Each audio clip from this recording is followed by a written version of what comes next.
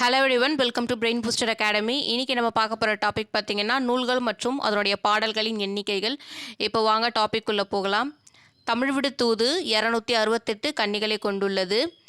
மதுரையில் கோவில் கொண்டிருக்கும் அழகிய சொக்கநாதரிடம் காதல் கொண்ட பெண்ணொருத்தி தன் காதலை வெளிப்படுத்துமாறு தமிழ் மொழியையே தூது விடுவதாக அமைந்துள்ளதான் இந்த தமிழ் விடு தூது. இது 268 கன்னிகளை கொண்டுள்ளது. தமிழ் விடு தூது பொறுத்தவற்றில் இதன் ஆசிரியர் யாரென்றது நமக்கு கிடைக்கப்பெறவில்லை.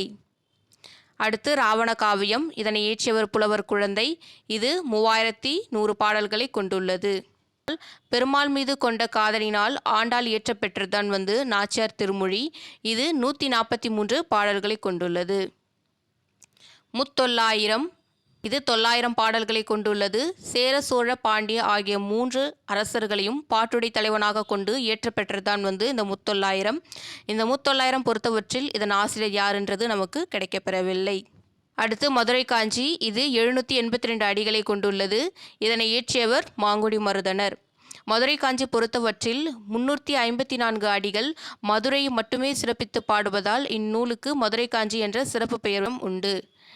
டிஎன்பிசி குரூப் 4க்கு படிக்கிறவங்க மறக்காமல் இந்த டாபிக்ஸ்லாம் படிச்சுட்டு போங்க. உங்களுக்கு எக்ஸாம் பாயிண்ட் ஆஃப் வியூ ரொம்பவே யூஸ்ஃபுல்லாக இருக்கும். வேறு ஒரு யூஸ்ஃபுல் இன்ஃபர்மேஷனோட சந்திக்கும் வரை நன்றி, வணக்கம்.